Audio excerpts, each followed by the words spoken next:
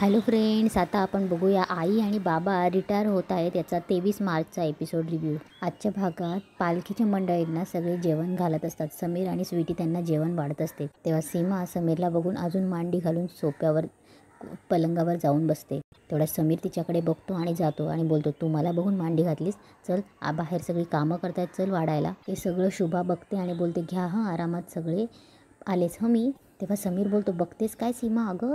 तेवढ्या शुभा येते आणि बोलते, सीमा काय करतेस तू?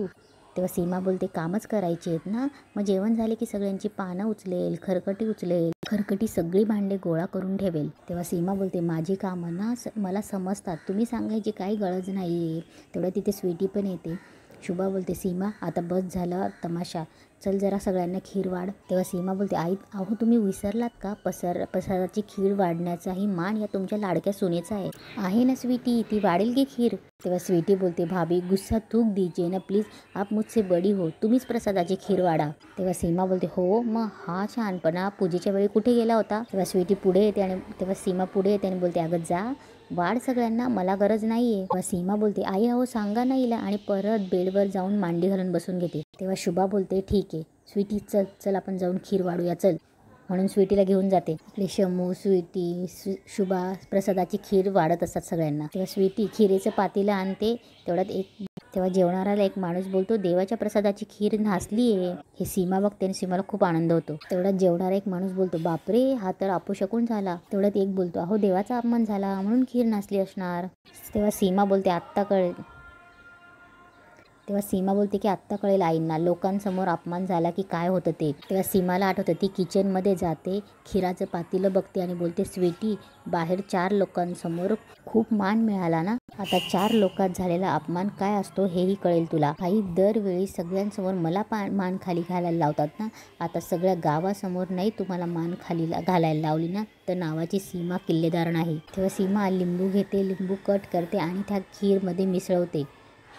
इकडे शुभा बोलत असे, अगं बाई नासली कशी खीर? स्वीटी तू खीर केली होतीस ना? हाँ आई, आपने जैसे बताया था वैसे ही किया था मैंने. तेव्हा शुभा बोलते, अगं मग नासली कशी? तेव्हा भाऊ बोलतो, वहिनी काहीतरी गोडाचं करावंच लागतं. तेव्हा यशवंत बोलतो, शुभा थांब, मी पटकन जातो आणि गोडाचं काहीतरी घेऊन येतो.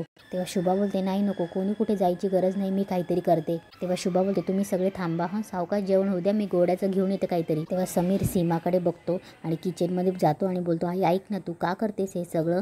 मी आणि बाबा जातो आणि पटकन घेऊन येतो काहीतरी. तेव्हा शुभा बोलते, समीर तुला काही कळतंय का? इतक्या वर्षांनी आपल्याकडे पालखी आली, देवाला काय बाहेरचा नैवेद्य देऊ का? नाही, आपल्या घरातच काहीतरी केलं पाहिजे, थांब मी करते. शुभा घाईघाईत डबे काढते आणि काहीतरी करायची तयारी करत असते. तेव्हा शुभा पटकन गूळ आणि खोबरं काढते आणि बोलते, आपण खोबऱ्याचे लाडू करूया. तेव्हा समीर गूळ किसायला घेतो, शुभा खोबरं किसते. शुभा स्वीटीला बोलते की तू बाहेर जा, कोणाला काय हवं ते बघ, आणि शमिका त्याच्यामधून. तेव्हा शुभा शमूला वेलची खणायला सांगते, वेलचीची पूड बनवायला सांगते. तेव्हा समीर बोलतो, आई तू कशी करणार आहेस, तुझा हात भाजला आहे. तेव्हा शुभा बोलते, नाही मला करायलाच हवं, आपल्याकडे वेळ नाही, मी सावकाश करते. बाहेर सगळे जेवत असतात. तेव्हा यशवंत बोलतो, भावड्या मी जरा बघून येतो. यशवंत बोलतो, झालं का? तेव्हा शुभा जोरात ओरडते आणि बघतात तर काय, तिच्या हातामधून खूप रक्त येत असतं. तेव्हा यशवंत बोलतो, शमिका अगं हळद दे. तेव्हा यशवंत शुभाच्या हातांना हळद लावतो. इकडे बाहेर सगळे जेवत असतात. इकडे समीर थोडंसं खोबरं परतायला घेतो. इकडे शुभा समीरकडनं करून घेत असते. तेव्हा शुभा स्वीटी, समीर आणि शमूकडनं लाडू वळवून घेते. तेव्हा शुभा बाहेर येते आणि बोलते, झाला प्रसाद तयार झाला हा. तेव्हा भाऊ पहिले नैवेद्य देवाला दाखवतो. तेव्हा स्वीटी प्रसादाचा लाडू प्रत्येकाच्या ताटावर वाढते. तेव्हा शुभा देवाजवळ प्रार्थना करते, तुला तर सगळंच माहिती आहे, फार काही करायला नाही जमाला मला, पण जे काही केले ते गोड मानून घे आणि ते मनापासून केले याची खात्री बाळगून घे. माझ्या घरावर, माझ्या मुलांवर तुझी कृपा दृष्टी असू दे. हे बघून सीमाला खूप राग येत असतो. इकडे दुसऱ्या दिवशी शुभा यशवंतला चहा घेऊन जाते.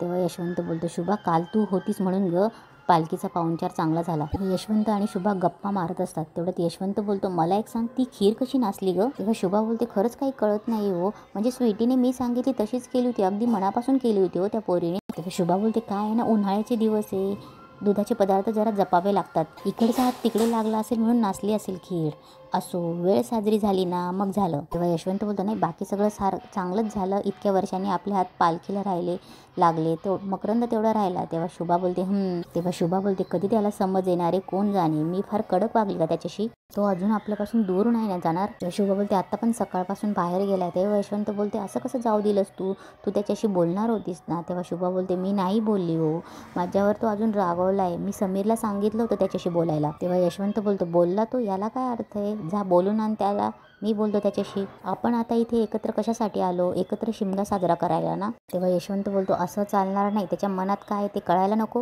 इकडे मकरंद तलाठी कार्यालयात आलेला असतो. तिथला एक माणूस बोलतो ओ किल्लेदार. तेव्हा मकरंद बोलतो तुम्ही मला ओळखतात. तेव्हा तो बोलतो अहो म्हणजे काय, तुम्ही किल्लेदारांचे धाकटे चिरंजीव ना. तेव्हा मकरंद आत्ताच्या तारखेला साधारण काय किंमत असेल घराची हे विचारायला आलेलाच असतो. तेवढं तो बोलतो म्हणजे घर विकायला काढलंय का किल्लेदारांचं, यशवंतरावनी. तेव्हा मकरंद बोलतो अहो नाही, मी सहज आपलं माहिती पण विचारतोय, बाकी काही नाही. मकरंद घराबद्दल सगळी चौकशी करत असतो आणि बोलतो काय किंमत असेल आत्ता. तेव्हा तो बोलतो किंमत म्हणजे बघा साधारणतः 1 करोडच्या आसपास यायला पाहिजे. तेव्हा मकरंद बोलतो 1 करोड. तेव्हा तो बोलतो नाही, मुंबईच्या मानाने कमीच आहे, गावचा रेट आहे तो सांगितला हा. तेव्हा मकरंदला त्याचा आनंद होतो. तेव्हा मकरंद बोलतो मी येऊ का. तेव्हा तो बोलतो हो, यशवंत किल्लेदारांना सांगा नमस्कार सांगायला, त्यांना सांगा तलाठी ऑफिसमध्ये मुळे भेटले होते म्हणून. तेव्हा मकरंद बोलतो हो नक्की सांगतो. तेव्हा तो मुळे बोलतो आणि जर मकरंद बोलतो हो हो सांगतो. तेव्हा तो परत बोलतो हां, आणि तुम्हाला जर विकायचं असेल ना तर मला नक्की सांगा, येतो म्हणून मकरंद तिथून निघून जातो. तेव्हा मकरंद बोलतो हो बाहेर येऊन बोलतो 1 करोड म्हणजे बोरथळच्या घराची किंमत जर 1 करोड असेल, याचा अर्थ घमंडे मधल्यामध्ये नक्कीच काहीतरी काड्या करतोय. या घमंडेला नीट हँडल करावं लागेल. तेवढ्यात तिथे भाऊ तलाठी कार्यालयात येतो. भाऊ मकरंदला बघतो आणि पुढे येतो. भाऊ मकरंदच्या खांद्यावर हात ठेवतो आणि बोलतो मक्या. इकडे समीर निवांत बसलेला असतो. तिथे सीमा येते आणि बोलते काय रे तू इथे बसलायस, मी तुला घरभर शोधून आली, निघायचं आहे ना. तेव्हा समीर बोलतो अगं इथे फ्रेश हवा आहे ना, ती भरून घेतोय आतमध्ये, इकडे तू इथे बस. तेव्हा सीमा बोलते म्हणजे निघायचं नाही का आपल्याला, अरे मी जर उद्या ऑफिसला गेली नाही तर मला सुद्धा कामावरून काढून टाकतील, मग बसावं लागेल हरी हरी करत मंदिरासमोर. तेव्हा समीर बोलतो काय बोलते सीमा. तेव्हा सीमा बोलते खरं तेच बोलते. समीर सीमाला बोलत असतो काल काय गरज होती सीमा असं वागायची. तेव्हा सीमा बोलते तू एन्जॉय करायला आणलं होतंस मला. तेव्हा समीर बोलतो नाही केला का एन्जॉय, अगं सानूला गरज होती या सगळ्या वातावरणाची. तेव्हा सीमा बोलते काही गरज नाही आहे वातावरणाची, अशा भिकारड्या घरात आराम आहे ना कसली सोय, इथे राहून असंही काही उपयोग नाहीये. इकडे भाऊ बोलतो तू तलाठी कार्यालयात काय करतोय. तेव्हा मकरंद थोडा हादरतो आणि बोलतो मी काही नाही, सहज राऊंड मारायला आलो होतो. तेव्हा भाऊ बोलतो तुझ्यासारखी तडणी ताट पोरं तलाट्याच्या ऑफिसमध्ये राऊंड मारायला येतात, मला फसवतोस. भाऊ मकरंदला सांगत असतो की वहिनीचं असं रूप मी कधीच बघितलं नाही, हे त्यांच्यामध्ये गप्पा होत असत्या. तेव्हा मकरंद बोलतो नाही हो ना, पण चूक माझीच आहे भाऊ काका, मला त्याची भरपाई करायची आहे, ॲक्च्युली तुमच्याशी थोडंसं बोलायचं आहे. तेव्हा मकरंद बोलतो इथे नको, आपण चहा पिता पिता बोलायचं का, चालेल का. सीमा समीरला सांगत असते खरं सांगू का, माझी इच्छा आहे सानूने मोठी झाल्यावर फॉरेनला जाऊन राहावं, खरी तर मजा तिथे. तेवढं तिथे शुभा येते. तेव्हा शुभा बोलते काय हे, अगं आपल्या माणसांची आपल्या देशाची सर परदेशाला येईल का. तेव्हा सीमा बोलते आई प्लीज, तुम्ही तुमच्या मुलांच्या आयुष्याचे निर्णय घेतात ना तेवढं पुरे, माझ्या मुलीच्या बाबतीतले निर्णय मला घेऊ द्यात. आणि इथेच आजचा एपिसोड संपतो.